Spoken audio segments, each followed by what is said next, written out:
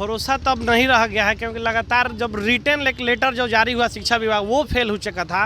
3 वर्ष इंतजार किए तो 6 महीना और इंतजार करके हम लोग देखना चाहते हैं। सर भरोसा तो नहीं है, लेकिन सबसे बड़ी बात यह है कि शिक्षा मंत्री जी बोले हैं तो उनकी बातों को सम्मान देने के लिए बिहार के जो भावी शिक्षक हैं उन लोगों का ये फैसला है कि अभी हमें आंदोलन को पोस्टपोन करना चाहिए। इतना ज़्यादा बार हम लोगों का विश्वास और उम्मीद टूटा है कि थोड़ा बिलीव कर पाना मुश्किल है। सर इस बार आप जो बात बोले हैं वो पटल पर भी दिखा दीजिए। 3.5 वर्षों का आक्रोश था शिक्षक अभ्यर्थियों में, और राजद की तरफ से हमें लगातार, जब सरकार में नहीं थी राजद तब भी हम लोग को आश्वासन मिलता रहा था, अगर 7 से 10 दिन के अंदर नियमावली एवं विज्ञप्ति नहीं आती है 7वां चरण शिक्षक बहाली की, तो हम लोग फिर से आंदोलनरत होंगे।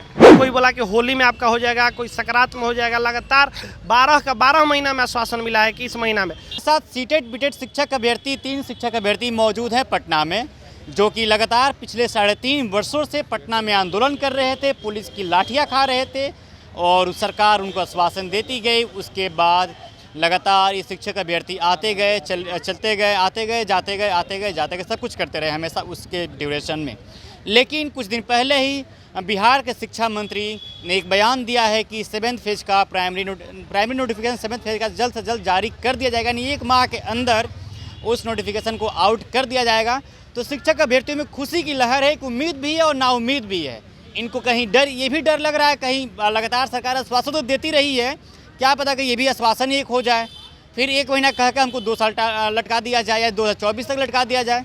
तो ये सब जानने की कोशिश करते हैं। नीतीश जी कैसे हैं आप? जी बढ़िया है। सब बढ़िया है ना? हाँ बढ़िया है। पिछले 3.5 वर्षों से आप आंदोलन कर रहे हैं, पटना में आ रहे हैं, जा रहे हैं घर पे, और फिर सरकार आश्वासन देती है आपको एक ठो, उस आश्वासन के बहाने चले जाते हैं घर पे आप लोग, फिर कुछ दिन बाद निकल के चले आते हैं सड़कों पे, आंदोलन करने लगते हैं। फिर से सरकार एक आश्वासन दे दी आपको फरवरी माह के अंत तक आपकी नोटिफिकेशन मिल जाएगा समय तक। क्या उम्मीद है आप लोग? देखिए, बार बार सरकार के विरुद्ध हम लोग रोड पर रहते हैं, गर्दनीबाग धरना स्थल पर संवैधानिक तरीके से आंदोलन करते हैं, लेकिन जैसे ही हमें कुछ दिखता है, कुछ उम्मीद जगती है, तो हम लोग उठ करके वहाँ से अपने घर चले जाते हैं।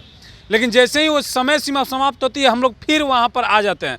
कारण ये हो जाता है कि हम लोग का उम्मीद फिर टूट जाता है, फिर से एक उम्मीद मिलता है, फिर एक उम्मीद टूटता है लगातार हम लोग। क्योंकि देखिए, कारण ये हो जाता है कि लेना सरकार से है हमको, तो सरकार जब बोलती है तो कुछ दिन रुकते हैं। वैसे ही इसी संदर्भ में फिर 1-2 ट्वीट आया है शिक्षा मंत्री जी का 7वां चरण को लेकर के।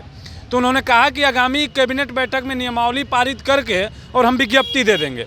अब देखना ये है कि विज्ञप्ति वास्तव में ये देते हैं या फिर जैसे पिछले जितने भी ट्वीट और सोशल मीडिया पर आधिकारिक पोस्ट हुए हैं सरकार के प्रतिनिधियों की तरफ से, सिर्फ उसी तरह ये भी खोखला हो जाता है। अगर नहीं आता है तो फिर से हम लोग को वही रुख अख्तियार करना पड़ेगा, दूसरा हमारे पास कोई चारा ही नहीं रह जाता है।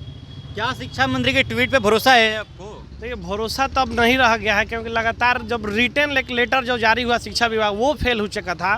तो ये ट्वीट पे तो भरोसा हम लोग को नहीं है, लेकिन सरकार ही दे सकती है। इसीलिए हम लोग एक बार सरकार पे पुनः थोड़ा बहुत उम्मीद जगा लिए हैं, भरोसा कर रहे हैं। कर बार बार बोला जाए कि 2023 नियुक्तों का वर्ष होने वाला है, तो 3.5 वर्ष इंतजार किए तो 6 महीना और इंतजार करके हम लोग देखना चाहते हैं। अगर नहीं देखना चाहते हम लोग आंदोलन का रुख फिक्स से अपनाएंगे। जैसे कि हमारी एक तिथि भी घोषित थी कि 9 फरवरी से हम लोग आंदोलन करने जा रहे हैं, लेकिन इसी के बीच शिक्षा मंत्री जी का ट्वीट आता है और बोलते हैं कि इतना दिन किए तो 1 सप्ताह और इंतजार करके देख लो, तुम्हारी मांगे पर हम लोग 1 सप्ताह विगत 2 या 3 दिनों में कैबिनेट बैठक होने वाली है। और कैबिनेट बैठक में बोले कि हम नियमावली साइन कर दिए हैं, बस आप लोग के सामने देखने को मिल जाएगी कैबिनेट बैठक में। भरोसा अंदर आ गई है?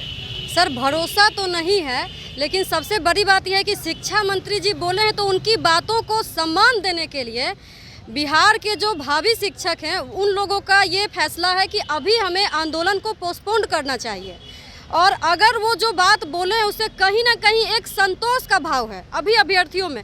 इसको ये नहीं कह सकते हैं कि अभ्यर्थी खुशी से पागल हो गए, क्योंकि इतना ज़्यादा बार हम लोगों का विश्वास और उम्मीद टूटा है कि थोड़ा बिलीव कर पाना मुश्किल है। लेकिन पहली बार शिक्षा मंत्री जी 7वें चरण पे कुछ ना कुछ बोले हैं, और अगर उनके बोलने से बिहार के भावी शिक्षकों में इतना ज़्यादा संतोष है तो मैं माननीय शिक्षा मंत्री जी से गुजारिश करना चाहती हूँ कि सर इस बार आप जो बात बोले हैं वो पटल पर भी दिखा दीजिए। आपकी जो एक इच्छा थी और आपकी जो एक सपनों का मतलब आपका था इंटेंशन कि बिहार में मोहब्बत रहे। अगर आप सच में अपनी बातों पे कायम रह जाते हैं तो बिहार में मोहब्बत सच में फैल जाएगा। जिस तरीके से आप लोगों ने शिक्षा मंत्री को हर जगह पे मजबूर किया, जहां जा रहे थे चुनाव प्रचार करने के लिए वहां पे आपके साथी पहुंच जा रहे थे, उनका बायकॉट कर रहे थे, लोगों को जाकर समझा रहे थे कि इनको इलेक्शन में न जिताया जाए। देखिए, ये एक आक्रोश था, 3.5 वर्षों का आक्रोश था शिक्षक अभ्यर्थियों में। और राजद की तरफ से हमें लगातार, जब सरकार में नहीं थी राजद, तब भी हम लोग को आश्वासन मिलता रहा था कि जैसे ही हमारी सरकार बनेगी चंद दिनों का समय लेंगे और हम विज्ञप्ति निकाल देंगे, आपको शिक्षकों को नियुक्त करेंगे स्कूलों में, क्योंकि अभाव भी है स्कूलों में। लेकिन सरकार बनने के बावजूद कोई भी टिक्का टिप्पणी न आने के खिलाफ ये आक्रोश था शिक्षक अभ्यर्थियों का, इसलिए हर जगह इन लोगों को विरोध का सामना करना पड़ा। लेकिन अभी फिर से जब ये वक्तव्य दिए हैं और लगातार कह रहे हैं, तो एक बार उम्मीद करते हैं हम, अगर 3.5 वर्ष हम लोग उम्मीद किए हैं, इंतज़ार किए हैं, तो और 7 से 10 दिन का समय है हम लोग के पास इंतज़ार करने का। अगर 7 से 10 दिन के अंदर नियमावली एवं विज्ञप्ति नहीं आती है 7वां चरण शिक्षक बहाली की, तो हम लोग फिर से आंदोलनरत होंगे। पिछले बार भी आप लोगों को अगस्त में बोला गया था नोटिफिकेशन जारी कर दिया जाएगा, उसके भरोसे आप लोग चले गए, लेकिन फिर कुछ महीनों के बाद आप लोग आ जाते हैं आंदोलन के लिए। क्या इस जो दिया गया आश्वासन, क्या इस पे भरोसा है? आश्वासन पे तो भरोसा नहीं रह गया। हम लोग का नारा भी लगाते हैं कि हमें आश्वासन नहीं, विज्ञप्ति चाहिए। और सर, अगस्त में ही नहीं, 2022 के हर मंथ में सरकार के द्वारा, चाहे पुरानी सरकार चाहे नई सरकार, दोनों ने आश्वासन दिया था। कब कोई बोला कि होली में आपका हो जाएगा, कोई सकरात में हो जाएगा। लगातार 12 महीना में आश्वासन मिला है कि इस महीना में। हाल ही में आया था कि नवंबर में आप लोग की नियुक्ति हो जाएगी, उसके बाद दिसंबर में था कि गांधी मैदान से नियुक्ति पत्र आप लोग को मिलेगा। तो पूरा 2022 खत्म हो गया। 23 का शुरुआती महीना भी खत्म हो गया, मात्र 11 महीना बचा है 2023 खत्म होने में।